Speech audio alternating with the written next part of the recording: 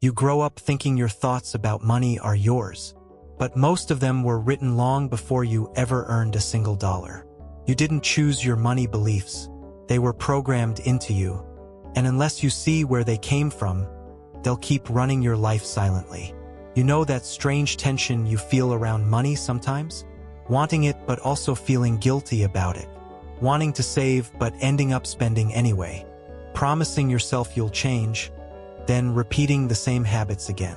You tell yourself you're bad with money, undisciplined, or just not the type. But those patterns didn't appear out of nowhere. They're echoes from childhood. Small moments that looked harmless. Sentences you heard adults say. Emotions you felt when you saw money being talked about at home. Think back for a second. Maybe you watched arguments about bills at the dinner table. One raised voice and you felt money meant danger. Maybe you saw a parent work nonstop, exhausted, and you learned money comes only through struggle. Maybe someone called rich people greedy, and part of you decided wealth makes you a bad person. Or maybe you heard, again and again, we can't afford that. Money doesn't grow on trees. Be grateful for what you have. And your brain concluded, wanting more is wrong. As a child, you didn't analyze any of this. You absorbed it. You built your world out of it. And now, as an adult, your relationship with money still follows those invisible scripts. Here's the core idea. Your childhood didn't just shape who you love or how you argue. It shaped what you believe you deserve, especially with money. Money is not only numbers. It's identity, safety, love, fear, status, worth. And the beliefs formed early don't disappear when you grow up. They grow with you. They turn into habits. Spending to feel seen. Saving obsessively to feel safe. Avoiding money conversations because they feel threatening. Chasing money endlessly because you're terrified of not having enough. Most people try to fix their money situation by forcing behavior. New budget, new app, new goal. But behavior sits on top of belief. If the belief underneath says, money is dangerous, I don't deserve more, or people like me never get rich, then no system survives.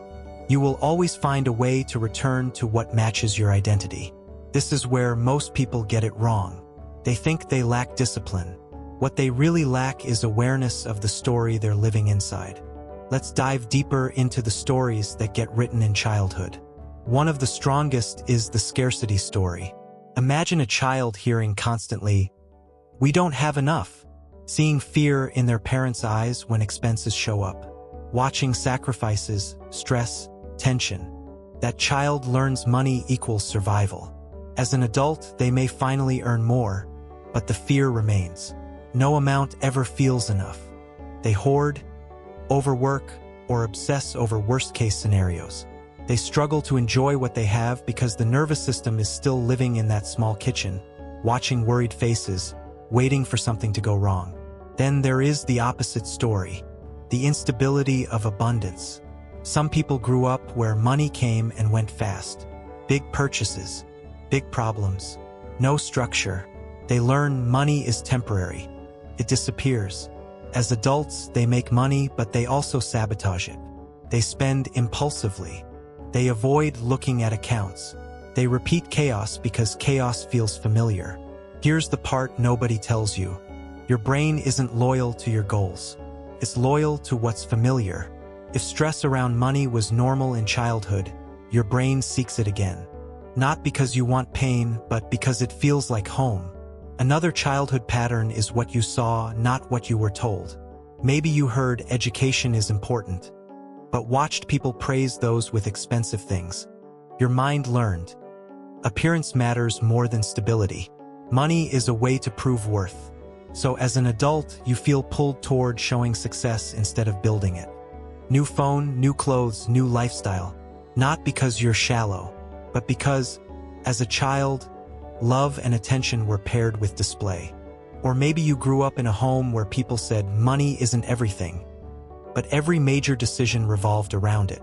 Arguments, sacrifices, stress. So you learned a double message. We pretend money doesn't matter, but it controls everything. That double message creates confusion later. Part of you wants to pursue wealth. Another part feels ashamed for doing so. And then there are the subtle emotional lessons. If you watch someone you love burn out while working constantly, you might avoid ambition without realizing why. Every time you think about working harder, a quiet fear rises. I don't want to become like them. If you saw someone lose everything after taking a risk, your nervous system remembers it. Now every opportunity feels dangerous, even when logically it makes sense. This changes everything if you understand it. Because once you see that your money habits were shaped by childhood, you stop blaming yourself. You stop thinking you're broken. You realize you're patterned. Patterns aren't moral. They're mechanical. They repeat until they're seen. So how do you start changing them? First, you notice your automatic thoughts about money. When you think about earning more, what is the first feeling? Excitement? Fear? Guilt? When you spend, do you feel relief or regret or power or shame? Those emotions are clues. They point backward to earlier experiences. Times you felt the same thing linked to money. Second, you listen to the sentences you say in your mind. I'm just not good with money. I'll never be rich. I'm not the type who succeeds. I don't need much. I'll figure it out someday. None of those sentences are neutral. They come from somewhere. Usually, from voices you once heard outside, now playing inside your head. Third, you examine the identity underneath. Are you living like someone who believes they deserve stability, or someone who believes they're always one step behind? Like someone who trusts themselves with wealth, or someone who feels they would mess it up anyway? Identity shapes behavior more than motivation ever will. A person who sees themselves as someone who always struggles will unconsciously make decisions that keep struggle alive. Not because they want it, because the brain wants consistency with its self-image. Here's a quiet truth. Children don't just learn what money is. They learn what they are allowed to have. If you grew up being told to not ask for too much, you may shrink your goals now. If wanting things led to conflict, you may suppress desire completely. If success attracted jealousy or criticism, you may dim yourself to avoid attention. And yet, deep inside, there's another part of you. The one that imagines a calmer life. More choices. No panic around bills. No guilt around spending. Just space to breathe. That part isn't greedy. It's healthy. It wants safety and freedom, not excess and ego. Most people never let that part lead because they are still living as the child who had to adapt. They built strategies then that kept them emotionally safe. People-pleasing, staying small, avoiding conflict, avoiding risk. Those strategies protected you once, but they limit you now. Here's the shift. You don't have to fight your childhood. You don't even have to blame anyone. You simply have to become the adult author of beliefs that were written when you were too young to choose. You can respect where you came from and still decide where you're going. You can say, yes, money was stressful then, but it doesn't have to be now. Yes, I learned scarcity, but I can learn sufficiency. Yes, I learned fear, but I can learn responsibility. You don't need to swing to extremes. Not obsession, not denial. Just a calmer relationship where money is a tool, not a threat, not a trophy, not a measure of your worth. Imagine scenes, not numbers. You open a bill without your chest tightening. You say no to an unnecessary purchase without feeling deprived. You invest in your growth without guilt whispering in the background. You talk about money with clarity instead of tension. Those are not just financial skills. They are emotional repairs. And the first repair is honesty with yourself. What did you believe about money as a child?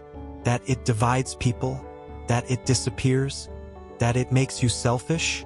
That it's always hard to get? You don't need to shout over those beliefs. You just need to see them. Once seen, they lose their invisibility. They become choices, not destiny. The kind of person who transforms their life is not the one who never had wounds. It's the one who stops letting old wounds drive present decisions. Childhood shaped your money beliefs, but adulthood gives you something childhood didn't: awareness. Awareness lets you pause before repeating. It lets you ask, is this really me? Or is this a script I inherited? And when that question becomes natural, your relationship with money changes quietly. You make different choices. You build different habits. Not from force, but from alignment with who you are becoming. You don't have to become someone else. You just have to stop being controlled by a younger version of you who was trying to survive. If any of this feels true, it isn't coincidence. It means your mind is already stepping outside the old story to look at it from the outside. And that is how new beliefs begin. Not with loud declarations, with quiet awareness, with the simple realization that your past wrote the first chapter of your money story. But you're the one writing the next ones.